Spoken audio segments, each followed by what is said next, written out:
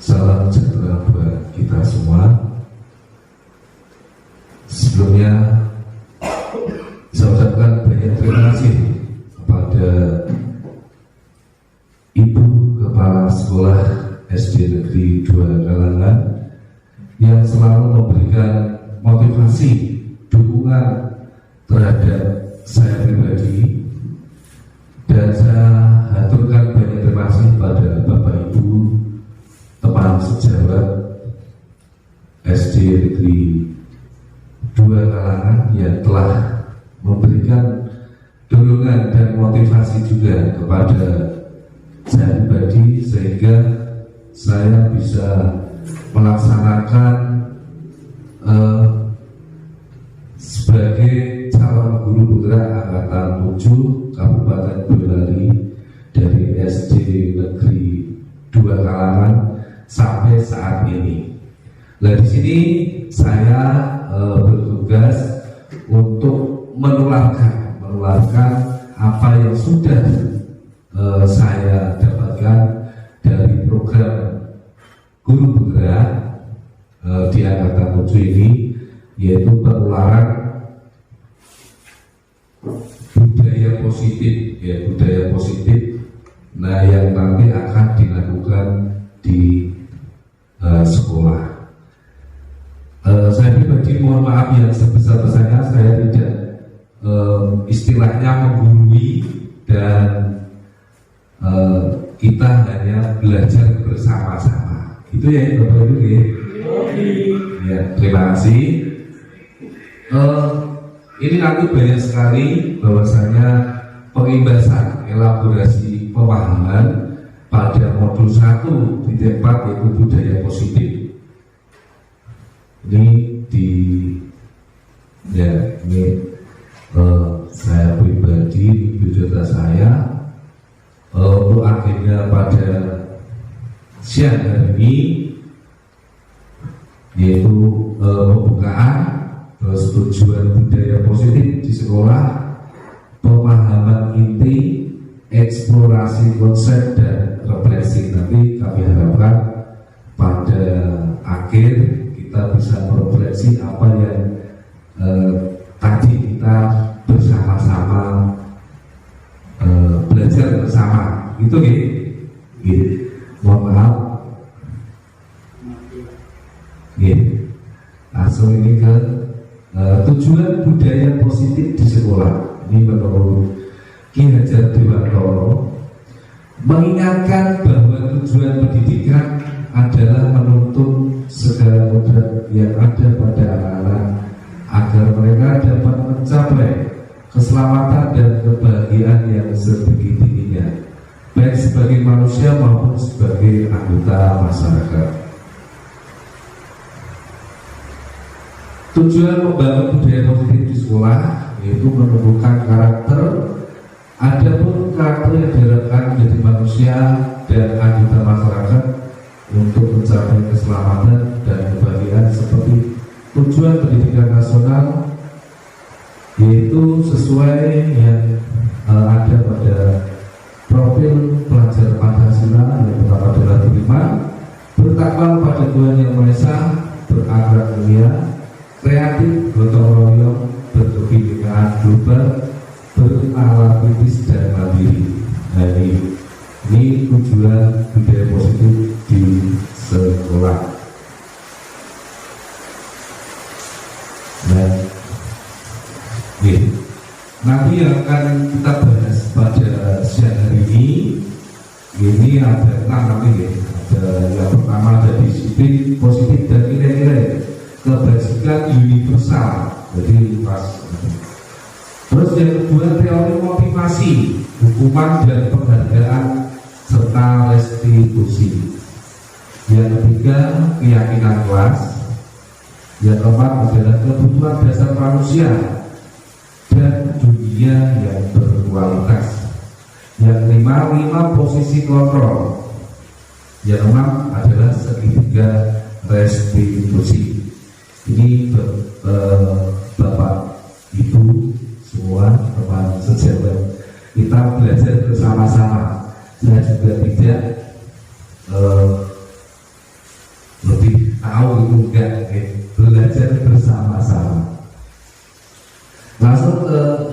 masih konsep ya, disiplin positif. Kita lanjut aja ya. Perubahan paradigma teori kontrol atau teori pilihan. Ini ilusi kontrol. Ilusi itu adalah suatu khayalan ya. Jadi suatu imajinasi ya. Yang pertama adalah ilusi guru mengontrol murid. Yang kedua, ilusi bahwa kritik dan membuat orang merasa bersalah dapat menguatkan karakter. Yang ketiga, ilusi bahwa semua penguatan positif, efektif dan bermanfaat. Yang terakhir, ilusi bahwa orang dewasa memiliki hak untuk memaksa. Ini jadi paradigmanya teori kontrol. Ini coba kita ke perubahan paradigma stimulus respon. Teori kontrol ini ada stimulus respon. Stimulus itu merupakan suatu rangsangan, okay? Jadi rangsangan respon yang ada pada diri manusia. Teori kontrol atau teori pilihan. Di sini ada pernyataan siapa sesungguhnya yang memiliki kontrol. Okay? Pada dasarnya semua manusia memiliki kontrol. Stimulus respon, coba itu ada. Kita mencoba mengubah orang agar berpandangan sama dengan kita. Ini tidak akan bisa mungkin, harus sama dengan kita gitu. Tetapi melalui teori kontrol atau pilihan, kita berusaha memahami pandangan orang lain tentang dunia gitu. Jadi kita memahami, tapi kita tidak bisa mengubah langsung. Terus yang berikutnya, perilaku buruk dilihat sebagai suatu kesalahan. Bahwasanya semua perilaku memiliki tujuan. Kita berbuat apa dan berusaha apa saja, endingnya adalah nanti itu tujuan gitu. Ini merupakan teori kontrol. Orang lain bisa mengontrol saya. Nah, kalau teori kontrol itu hanya ada yang bisa mengontrol diri Anda gitu. Jadi kepada dirinya sendiri.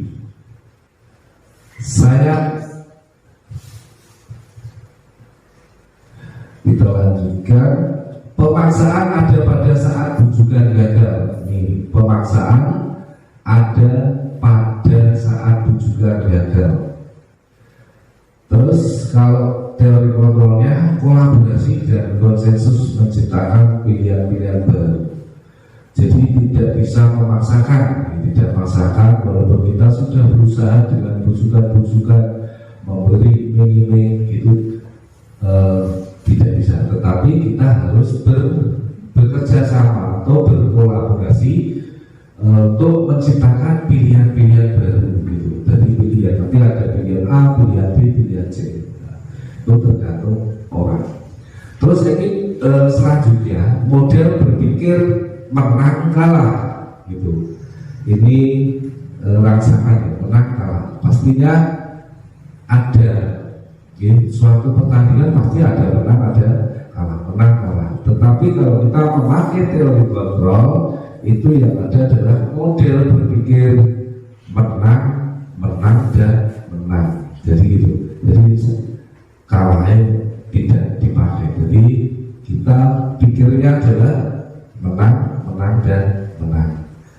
Itu Bapak Ibu yang saya hormati, perubahan paradigma atau stimulus respon dan teori pilihan tadi. Disiplin positif. Kita lanjut aja karena waktunya 1 jam, ini materinya sampai 50 lembar. Mohon maaf.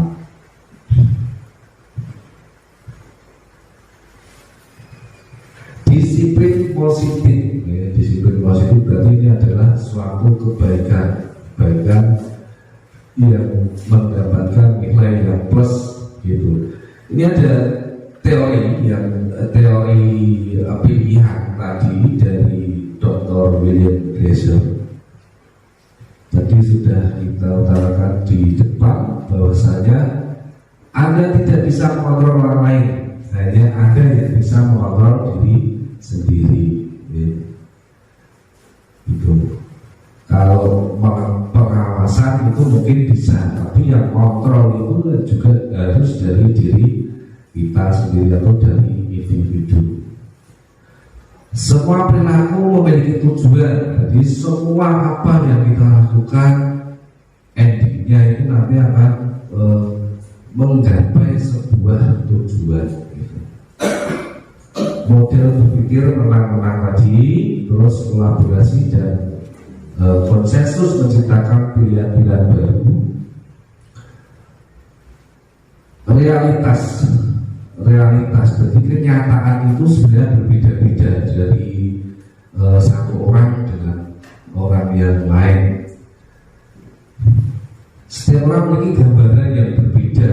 Jadi tadi bahwasanya setiap orang memiliki pandangan atau pikiran yang sangat berbeda-beda. Itu nanti sesuai dengan perilaku nanti akan ada teori motivasi untuk menghindari hukuman, untuk mendapatkan imbalan, untuk menghargai diri sendiri. Dan nanti akan terciptanya nilai-nilai kebajikan universal atau terciptanya kebaikan-kebaikan secara luas. Dan yang terakhir itu nanti keyakinan kelas, karena kita ini sebagai seorang pendidik, sebagai tenaga pendidik itu Bapak Ibu. Terus yang selanjutnya yaitu posisi kontrol. Nanti ada 5 posisi kontrol. Yang pertama adalah ada penghukum, yang kedua adalah pembuat merasa bersalah, yang ketiga teman, yang keempat pemantau, yang kelima adalah sebagai manajer. Jadi kita sebagai seorang pendidik, seorang guru, ini kita harus memposisikan diri. Jadi kita harus mempunyai 5 posisi kontrol tersebut.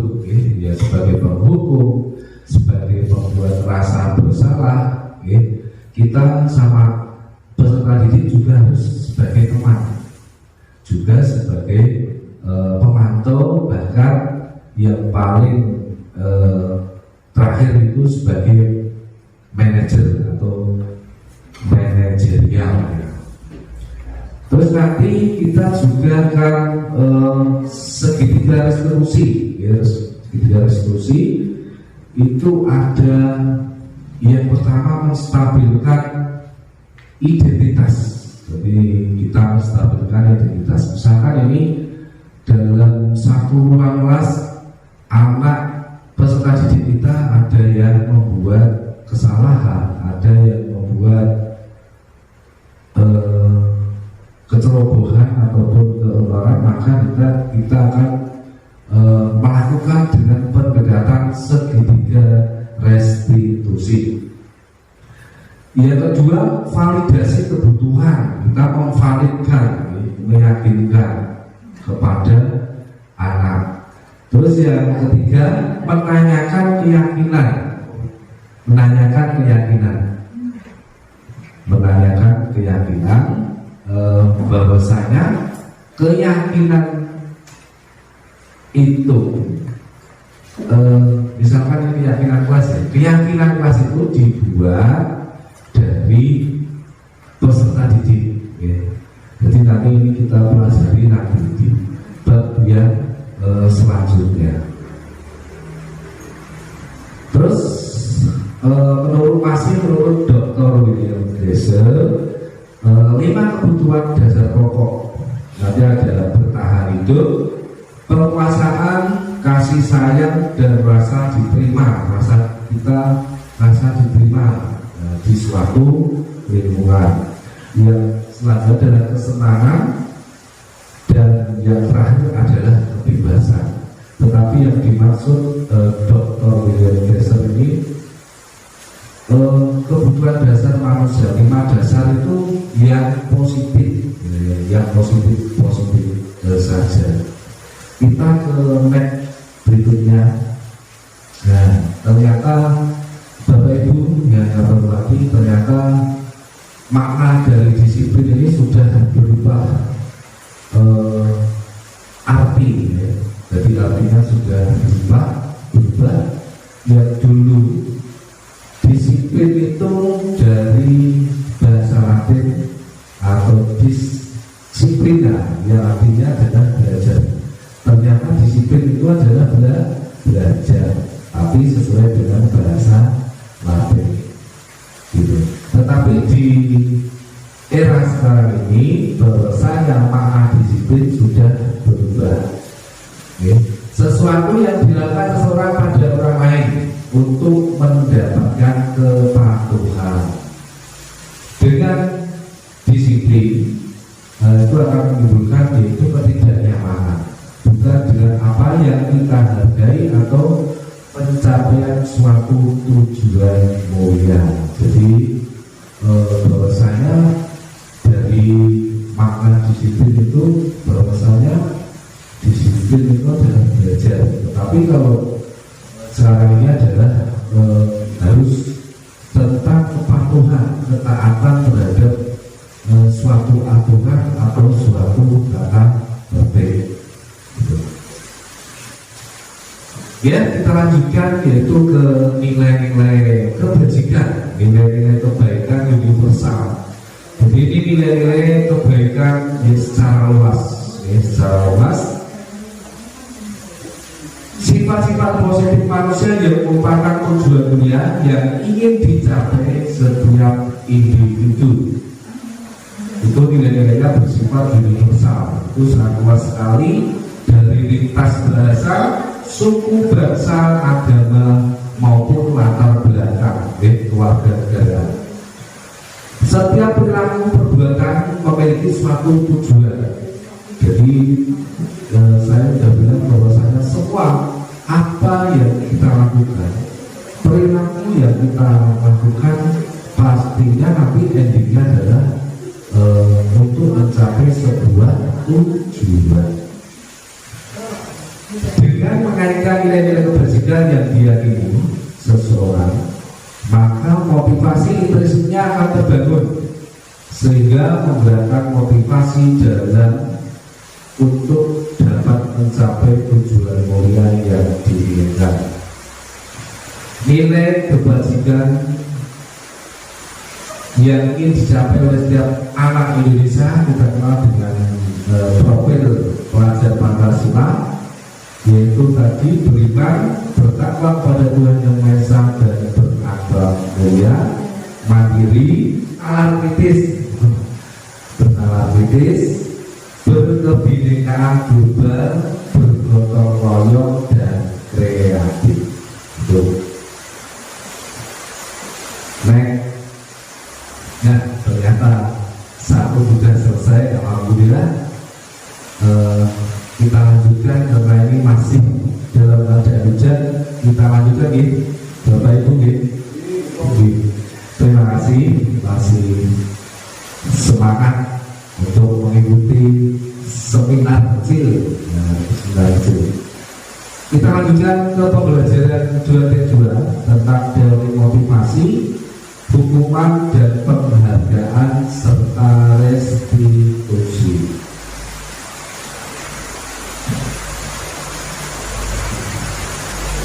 Teori motivasi perilaku manusia. Ini ada suatu kalimat ya. Untuk menghindari ketidaknyamanan atau hukuman. Jadi pertanyaannya adalah apa yang akan terjadi apabila saya tidak melakukannya? Untuk menghindari ketidaknyamanan atau menghindari sebuah hukuman, maka ini terbentuk dari motivasi eksternal. Eksternal itu dari luar diri kita, Terus yang kedua, untuk mendapatkan imbalan dari orang lain atau institusi. Jadi ini untuk mendapatkan imbalan dari orang lain atau institusi atau suatu reward, itu juga muncul dari motivasi eksternal atau dari luar diri kita untuk menghargai diri sendiri. Nah, yang harusnya menghargai diri sendiri yang kita sendiri gitu. Berarti itu motivasi yang datangnya dari internal atau dari diri sendiri.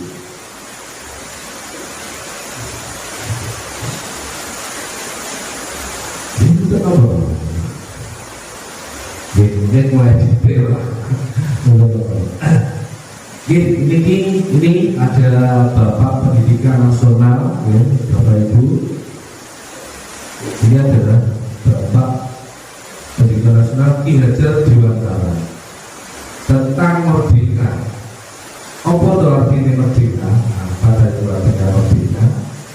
Artinya tidak hanya terlepas dari perintah, akan tetapi juga cakap buat pemerintah diri sendiri. Maka nanti akan dihubungkan dengan merdeka belajar. Jadi sekarang adalah merdeka belajar. Jadi, merdeka tidak terlepas dari perintah, akan tetapi juga cakap memerintahkan dirinya sendiri. Ini yang dikatakan oleh Ki Hajar Dewantara tentang merdeka.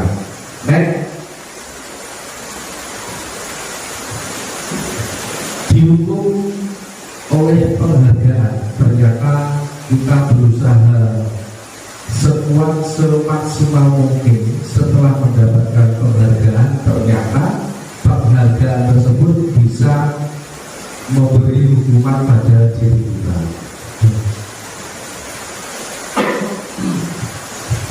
Bahwasanya penghargaan berlaku sama dengan hukuman. Penghargaan sama dengan hukuman. Dalam arti meminta atau membujuk seseorang melakukan sesuatu yang memenuhi suatu tujuan tertentu. Ini faktor ketergantungan. Ini ada beberapa dampak dari pemberian penghargaan. Ini menurut Alfie Kons 93. Pengaruh jangka pendek dan jangka panjang. Ternyata penghargaan juga akan mengaruhi terhadap jangka pendek dan jangka panjang. Penghargaan menghukum. Penghargaan bisa menghukum pada diri sendiri. Terus yang selanjutnya, penghargaan mengurangi ketepatan. Penghargaan bisa mengurangi ketepatan. Terus selanjutnya, penghargaan tidak efektif karena ada suatu reward, maka akan terjadi mungkin kecenderungan sosial atau apa, si A tidak dapat, si B tidak dapat, saya dapat, nanti akan menimbulkan kecenderungan sosial. Jadi tadi penghargaan tidak efektif. Terus penghargaan bisa merusak hubungan, ya kan? Si A dapat penghargaan, si B mendapatkan, si C tidak mendapatkan karena ini lebih bagus kinerjanya ataupun bagaimana lebih bagus tidak mendapatkan. Nanti akan penghargaan tersebut bisa merusak hubungan sesama teman, mungkin seperti itu. Kita akan saja dihukum oleh penghargaan. Ternyata penghargaan bisa menghukum. Penghargaan menurunkan kualitas. Jadi misalkan saya mendapatkan suatu penghargaan, itu akan bisa mengurangi kualitas. Oh, aku tadi saya sudah berusaha segini semaksimal mendapatkan penghargaan. Nanti setelah berjalan akan mengurangi kualitas. Bisa harus pernah dapat itu. Jadi nanti akan berjalan biasa-biasa saja seperti itu. Jadi otomatis akan menurunkan kualitas. Penghargaan mematikan kreativitas sama mudah mendapatkan penghargaan. Terus ini udah mentok dan dapat penghargaan. Jadi nanti kreativitas saya tidak akan berkembang. Terus seperti itu aja. Terus ini cukup, ini pernah mendapatkan suatu penghargaan atau reward. Penghargaan mengurangi motivasi intrinsik, jadi mengurangi motivasi, jadi dorongan dari diri saya akan berkurang. Itu Bapak kita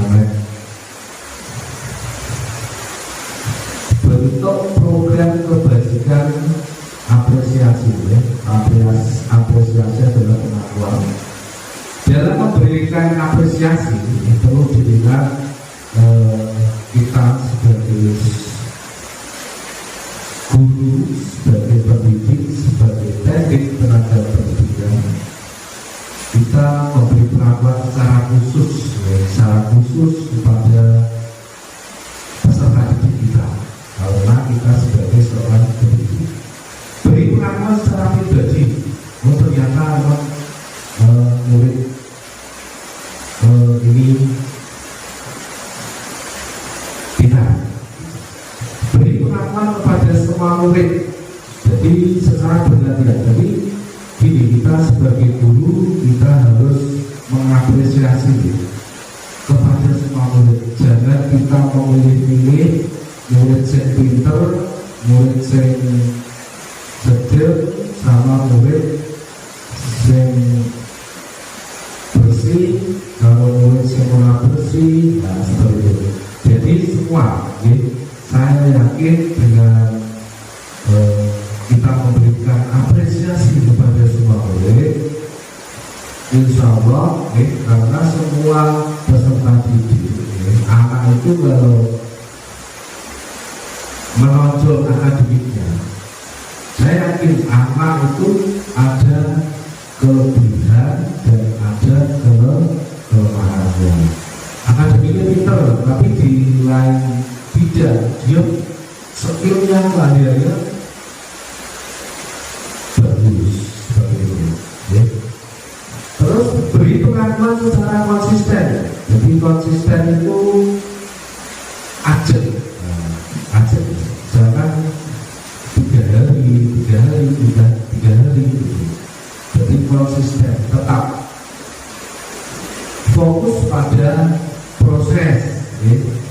Maka kita harus fokus pada proses, tetapi kita tidak lihat pada proses akhirnya, endingnya, tapi pada proses. Misalkan contoh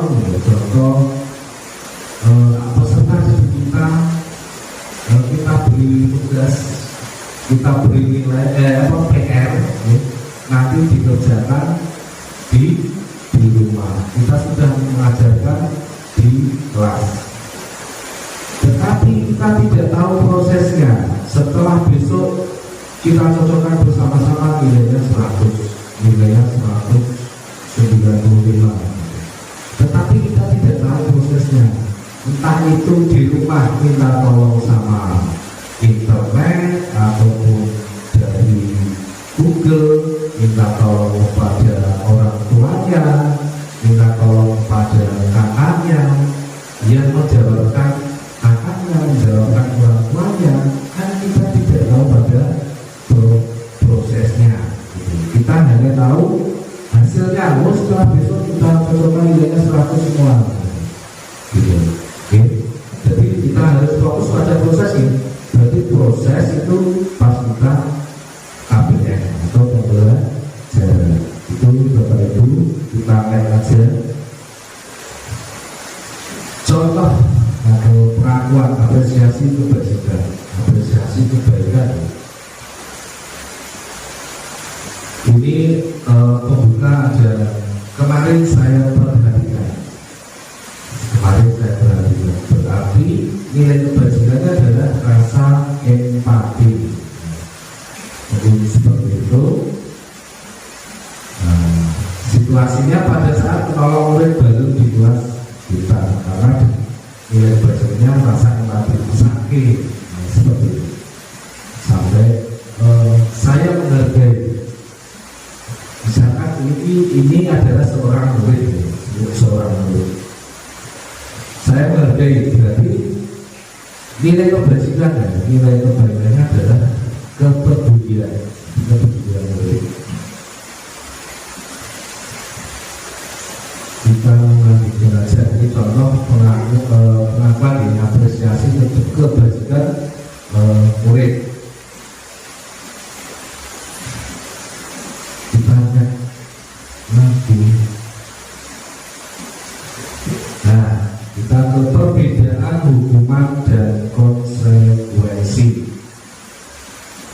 Hukuman itu hukuman sesuatu yang meyakinkan harus terjadi karena suatu perbuatan, itu hukuman. Kalau konsekuensi itu sesuatu yang harus terjadi juga, gitu.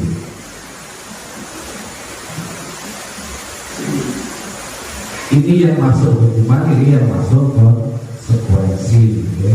Membuat anak sakit, konsekuensinya membuat anak merasa tidak nyaman dalam jangka waktu pendek. Kalau sana tadi waktunya lama.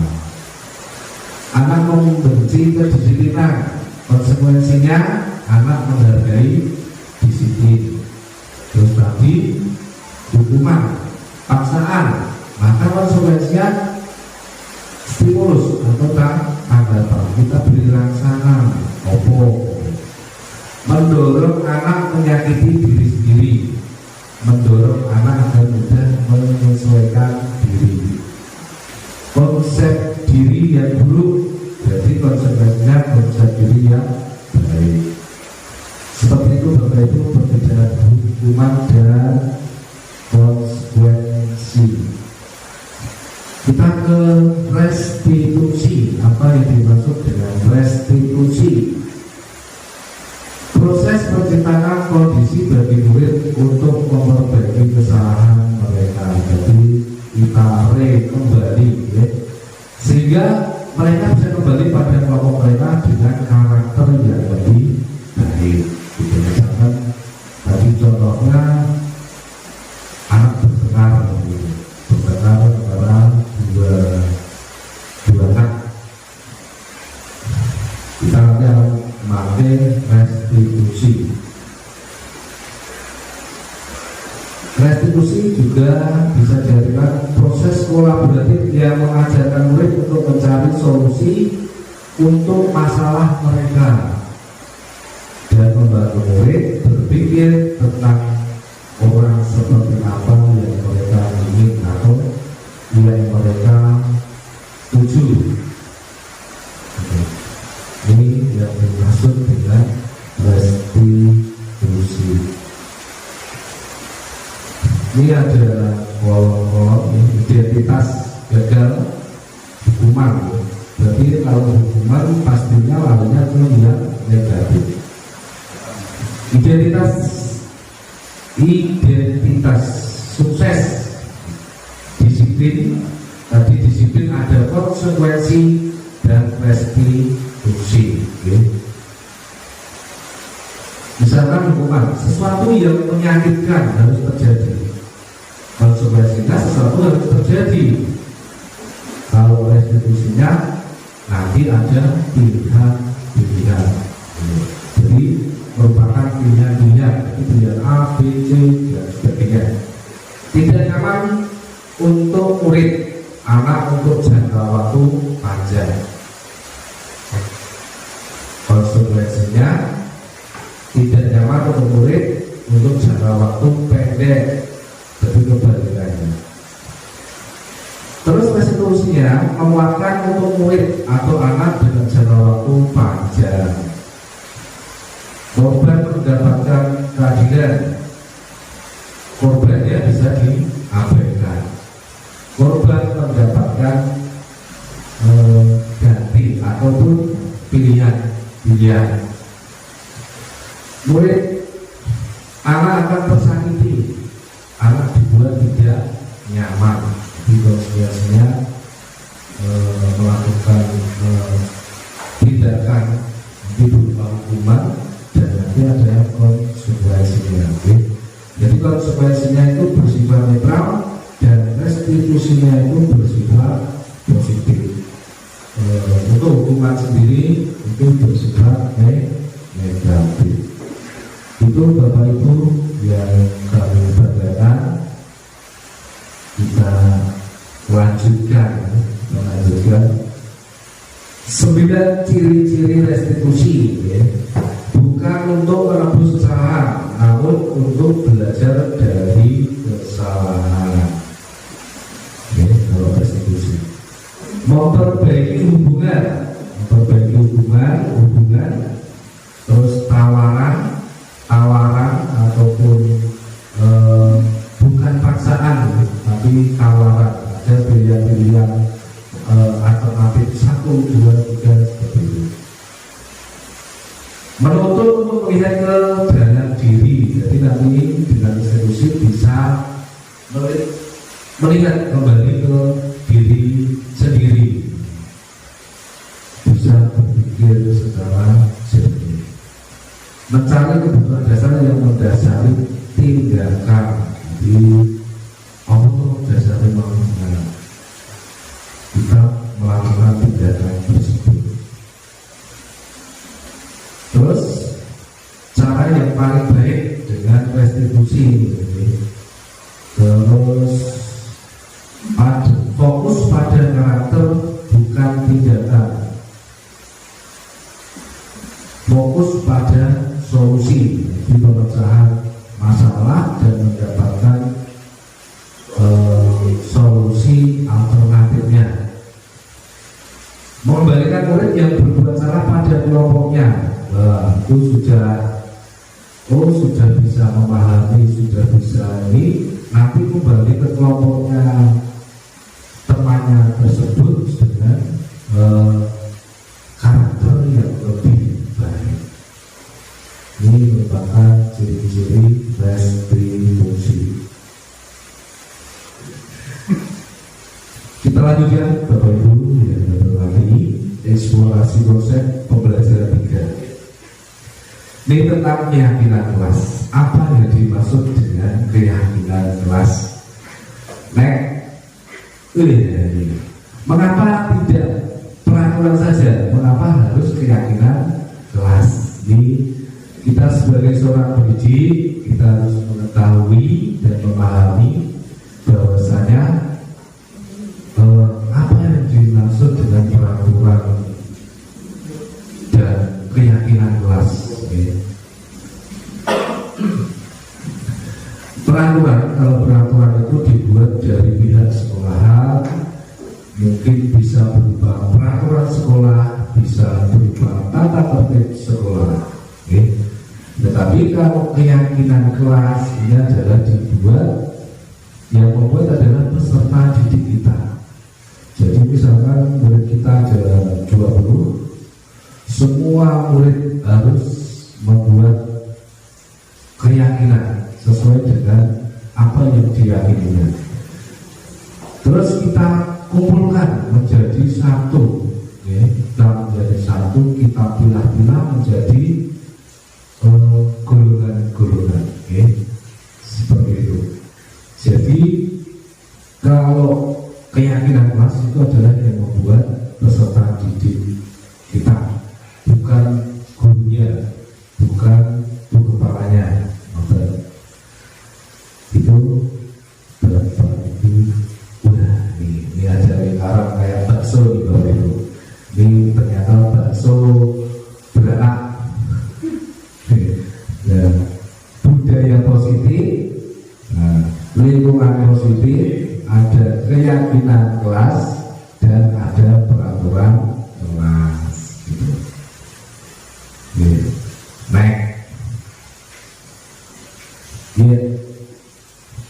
Yang mana coba ini Bapak Ibu? Yang merupakan keyakinan kelas. Terus mengapa? Ini ada SD SD Negeri 2 Calakan. Ini ada kesepakatan keyakinan luas, datang tepat waktu, mengucapkan salam, menjaga kebersihan sekolah, berdoa sebelum dan sesudah kegiatan, aktif dalam pembelajaran, tertib. Nah, terus sebelah sini ada kesepakatan kelas. Kami guru dan murid yang saling menyayangi. Yang kedua, B, kami murid yang semangat belajar. C, kami murid yang peduli dengan teman-teman. Kira-kira keyakinan kelas yang mana ini Bapak Ibu? Sebelah kiri atau sebelah kanan? Sebelah timur atau kanan atau barat? Iya, barat. Iya, terima kasih Bapak. Yang sebelah barat. Karena di sana itu merupakan suatu peraturan kelas, bisa juga peraturan sekolah. Itu ya.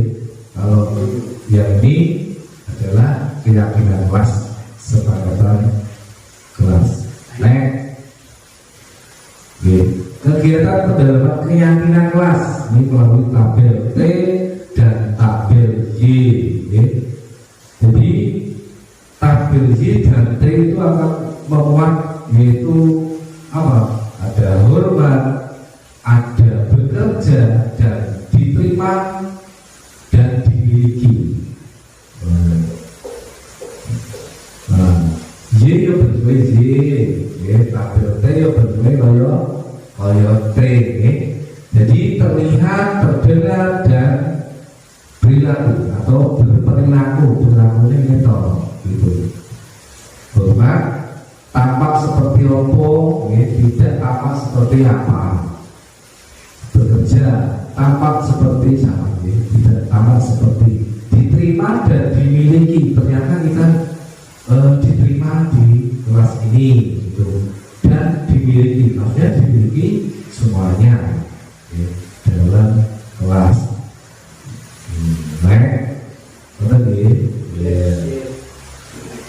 Kita lanjut ke pembelajaran Pak. Kebutuhan dasar manusia dan dunia berkualitas. Kebutuhan dasar manusia ini ada tadi 5 ya. Kebutuhan dasar manusia. Yang pertama adalah bertahan hidup. Kita ya hidup harus bertahan untuk hidup. Terus apa ada kasih sayang dan rasa diterima. Kita sebagai makhluk sosial, kita ini membutuhkan orang lain, tidak bisa hidup sendiri. Terus penguasaan. Jadi apa? Dari kita lahir sampai akhir hayat adalah penguasaan. Itu maksud dalam penguasaan. Kita belajar dari kecil sampai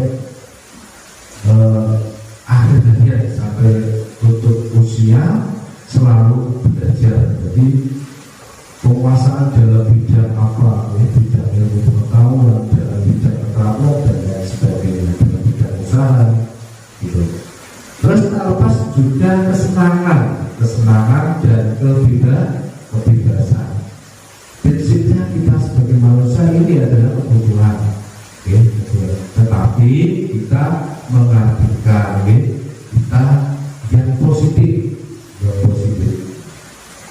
Kesenangan, perlu kita manusia itu perlu senang saja terus gitu.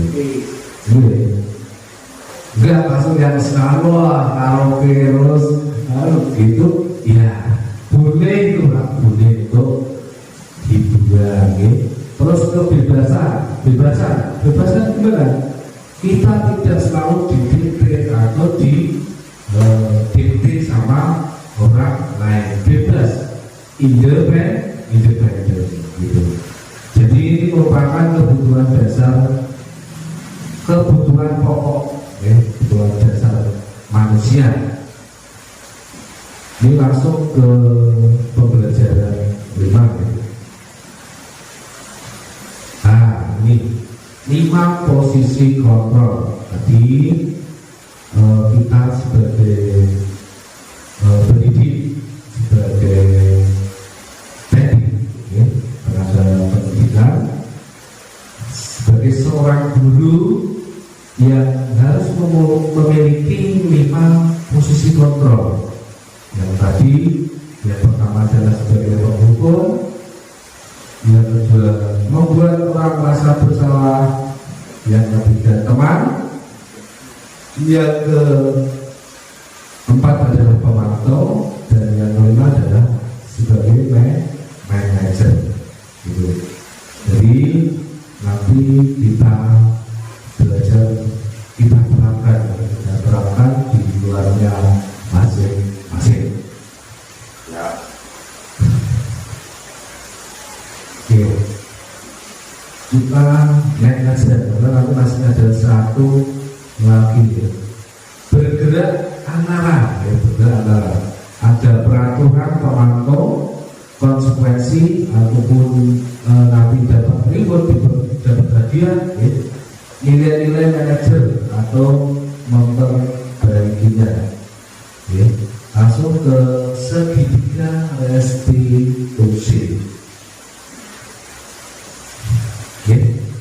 Segitiga restitusi. Jadi restitusi adalah mengembalikan keadaan anak, ya, ke hal yang lebih baik. Ya. Segitiga restitusi itu ada validasi kebutuhan, ya, terus menstabilkan identitas serta menanyakan keyakinan. Ya. Menstabilkan identitas untuk membuat anak yang merasa gagal, ya, karena berbuat salah menjadi positif terhadap dirinya. Dia nanti akan berpikiran pada dirinya yang lebih positif. Kalau tadinya berpikiran negatif terus. Validasi kebutuhan, membantu murid mengenal kebutuhan dasar yang ingin dipenuhi penuhnya ketika melakukan kesalahan. Yes. Menanyakan keyakinan.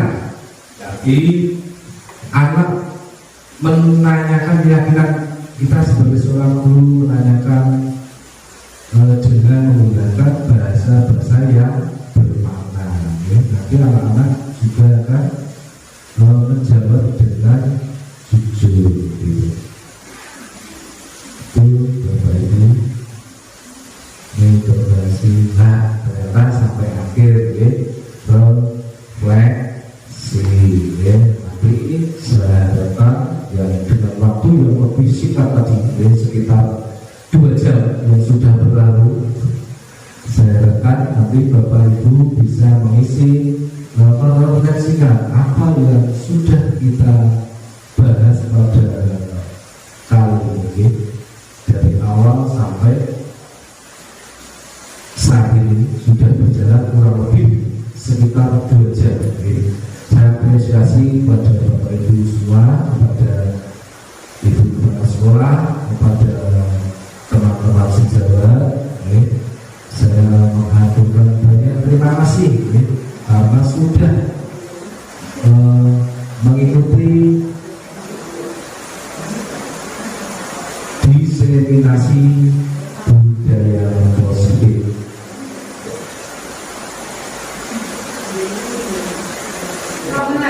Bapak Ibu yang kami hormati, ini tugas yang kemarin 1406.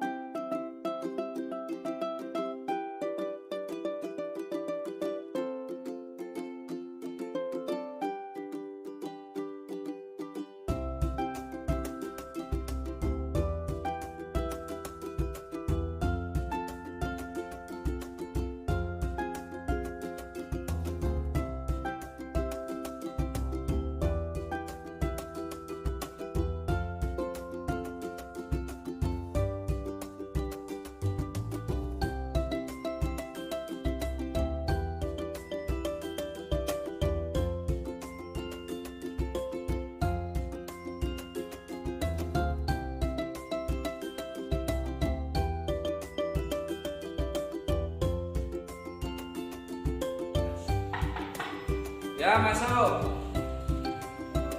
Waalaikumsalam warahmatullahi wabarakatuh. Kenapa datangnya terlambat, Nana?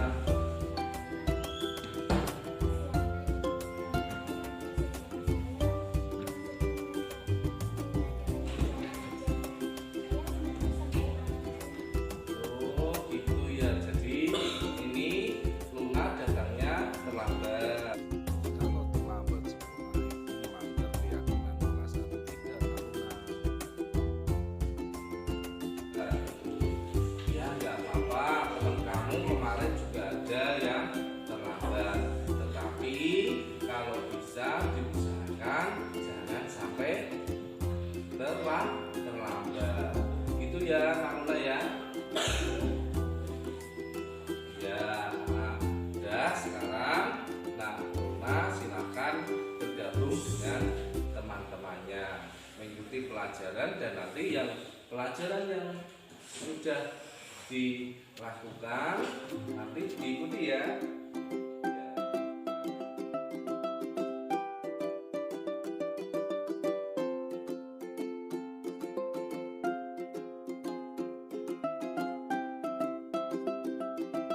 Loh, tapi kenapa ini sibuk sendiri? Loh, tugas matematika PR harusnya dikerjakan di rumah. Kenapa baru dikerjakan?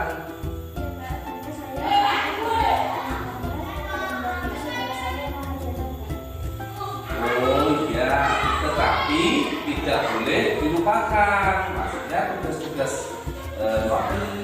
harus tetap mengerjakan PR-nya, tidak boleh ditinggalkan ya. Ya, sekarang kalau tidak mengerjakan PR itu melanggar keyakinan kelas, tidak, Nobi? Pak Guru tidak akan marahi Nobi, tetapi silakan nanti dikerjakan ya, dikerjakan. Dan sekarang mengikuti dulu pembelajaran matematika ya. Assalamualaikum warahmatullahi wabarakatuh. Perkenalkan, nama saya Marcelina Pratama Putri, siswa kelas 6 SD Negeri Bangkalan. Saya ingin berterima kasih kepada Pak Hendra karena saya terlambat tapi tidak diberi sanksi dan tidak dihukum. Terima kasih Pak Hendra. Assalamualaikum warahmatullahi wabarakatuh. Saya Nurfitri Rani, kelas 6 SD, siswa dari SD Negeri Bangkalan. Saya merasa senang ditemani oleh Pak Hendra. Tadi saya diajari untuk memperbaiki kesalahan saya. Terima kasih Pak Hendra. Wassalamualaikum warahmatullahi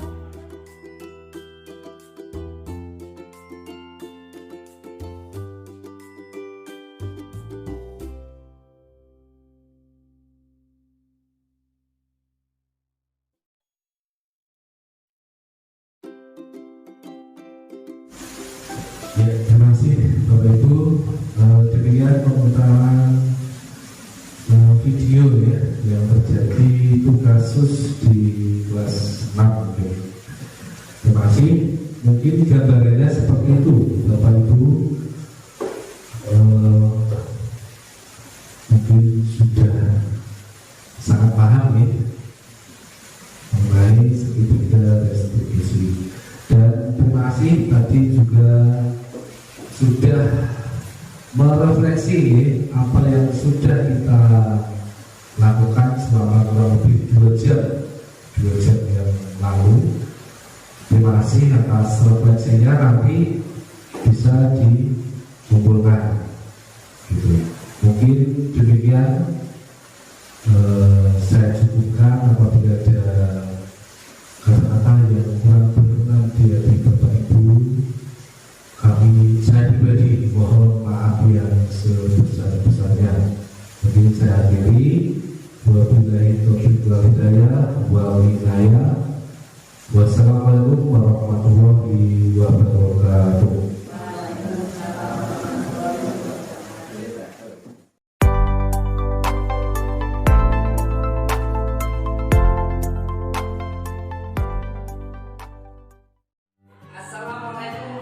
warahmatullahi wabarakatuh. Waalaikumsalam warahmatullahi wabarakatuh. Bagaimana kabarnya anak? Baik. Oke. Sehat? Sehat. Alhamdulillah. Oke. Selamat pagi. Pada kali ini, anak-anak, biar lebih semangat, mari kita lakukan dulu kesepakatan, yaitu tepuk PPK. Kita mulai 1, 2, 3. Tepuk PPK. Religius, nasionalis, mandiri, gotong royong, integritas. PPK, yes, yes. Oke ya, sudah semangat ya. Ya, pada kali ini Pak Guru yaitu ingin membahas tentang apa ini? Keyakinan kelas. Ya, pastinya dari anak-anak ini pasti sudah mengetahui apa yang dimaksud dengan keyakinan kelas. Apa ayo?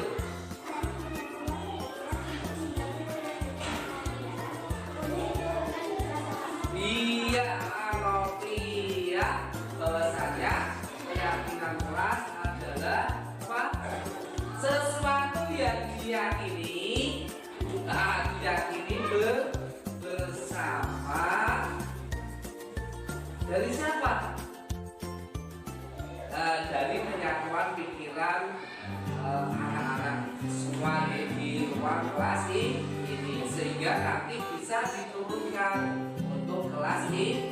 Itu yang dinamakan keyakinan kelas, atau yang dibuat kesepakatan dari masing-masing anak ini, masing-masing anak. Oke, langsung saja saya berikan kertas, nanti anak-anak menulis apa yang menjadi keyakinan kelas di kelas 6 ini. Oke, langsung saja saya berikan kertasnya.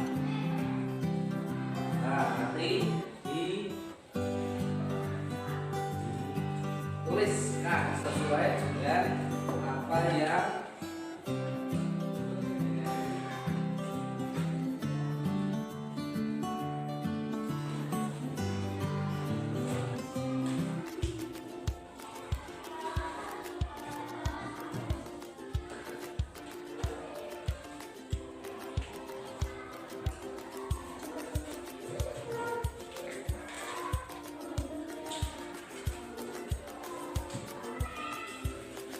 saya beri waktu 2 menit untuk menuliskan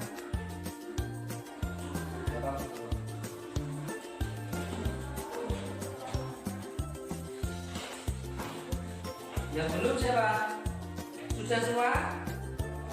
Iya, terima kasih. Silahkan ditulis sesuai dengan apa yang kamu yakini, yang anak-anak yakini.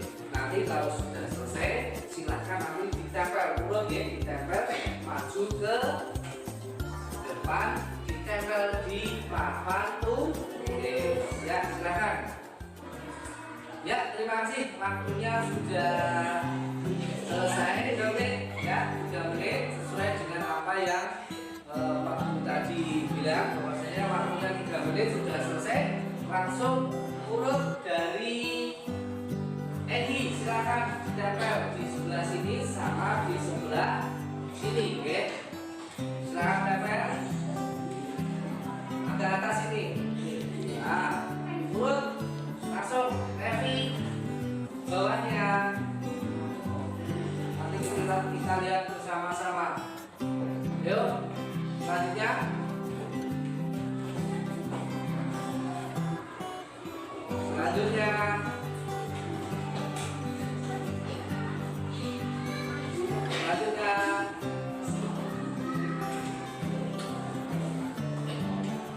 Yuk, Raffi.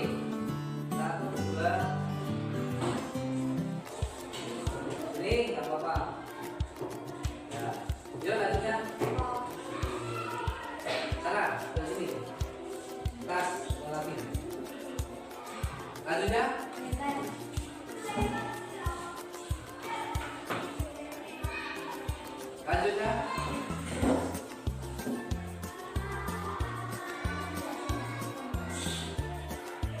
selanjutnya.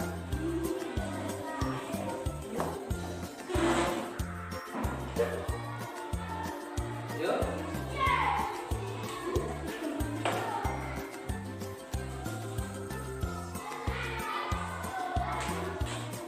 Yuk.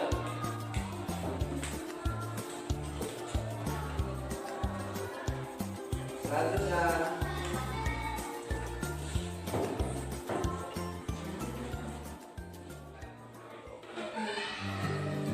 Yuk, terakhir, Fadil, ayo. Ya. Iya, terima kasih anak-anakku semuanya sudah menuliskan ya, keyakinan kelas ya, sesuai dengan diyakini ya, yang diyakini oleh anak-anak. Coba ya, kita lihat ya, ini dari Egi yaitu lebih rajin belajar. Terus selanjutnya saling menghormati, menghargai, mengasihi teman. Boleh, silakan. Terus saling mendoakan untuk kebaikan bersama kepada Tuhan Yang Maha Esa. Terus saling mengajari dalam kebaikan. Boleh. Kalau hal-hal yang baik, ya dinasihati. Ya. Terus selanjutnya saling memberi motivasi belajar kepada semua teman, mengerjakan dan mengumpulkan tugas tepat waktu, menjadi peserta didik yang ramah dan sopan. Terus menjadi peserta didik yang tidak memilih teman, mau melakukan hal-hal yang positif. Nah, terus menjaga kebersihan ruang kelas, tidak buang sampah sembarangan. Yang selanjutnya mendengarkan guru saat menjelaskan pembelajaran. Pada waktu pembelajaran sedang berlangsung, silakan didengarkan apa yang disampaikan oleh guru, oleh guru. Orang rame jangan ini.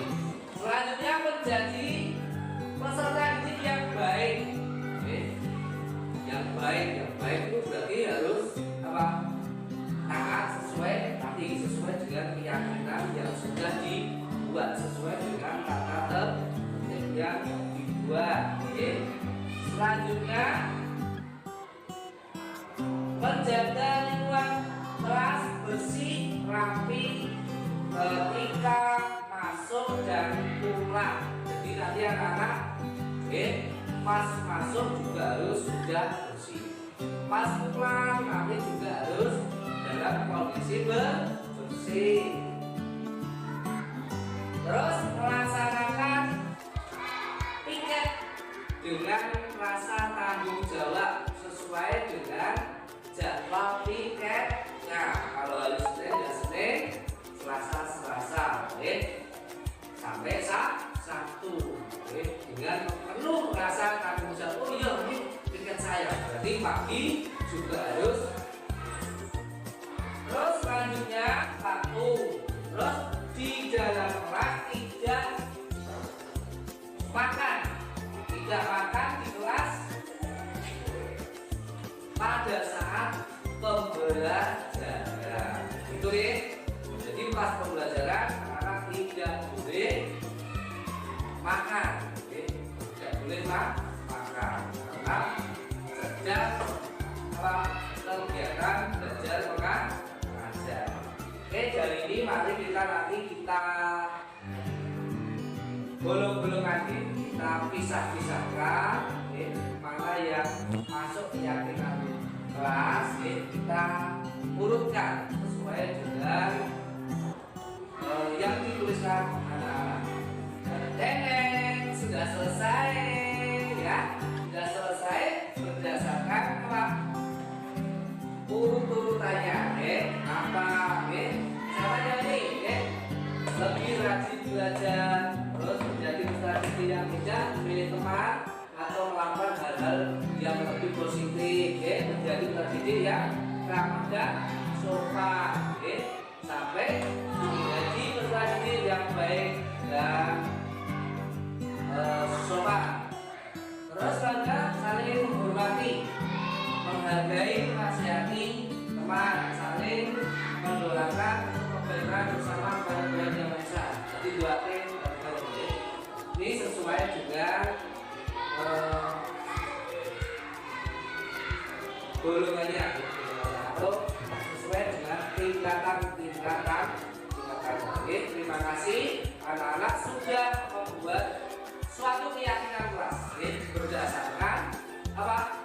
Keyakinan dari anak-anak itu sendiri dikumpulkan menjadi satu sehingga kita nanti bisa apa? Meyakini, bisa melaksanakan sesuai dengan apa yang sudah diyakini bersama. Begitu ya? Halo. Terima kasih kami sudah membuat keyakinan kelas dan harapan dari waktu nanti bisa dilaksanakan dengan baik sesuai dengan keyakinan dari masing-masing anak dikumpulkan jadi satu, sehingga semuanya harus dilaksanakan atau disepakati bersama. Ya, terima kasih atas waktunya.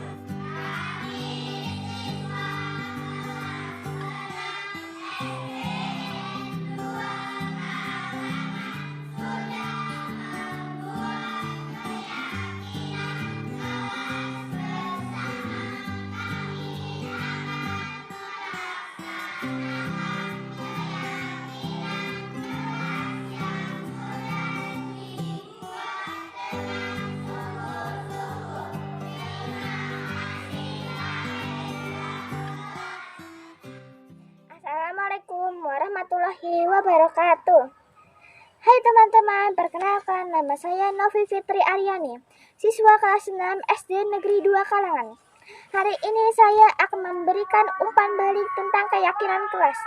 Setelah membuat keyakinan kelas bersama, harapan saya dan teman-teman saya bisa melaksanakannya dengan sungguh-sungguh. Terima kasih untuk Pak Hendra yang sudah membimbing dan membuatkan keyakinan kelas untuk kelas 6. Demikian umpan balik yang bisa saya sampaikan. Saya akhiri. Wassalamualaikum warahmatullahi wabarakatuh. Perkenalkan, nama saya Rini. Saya adalah salah satu guru di SD Negeri 2 Kalangan. Tanggapan saya mengenai pengimbasan budaya positif yang telah disampaikan oleh Bapak Hendra Kurniawan adalah saya akan berusaha membentuk keyakinan siswa dan berusaha menerapkan budaya positif di lingkungan sekolah saya. Demikian, wassalamualaikum warahmatullahi wabarakatuh.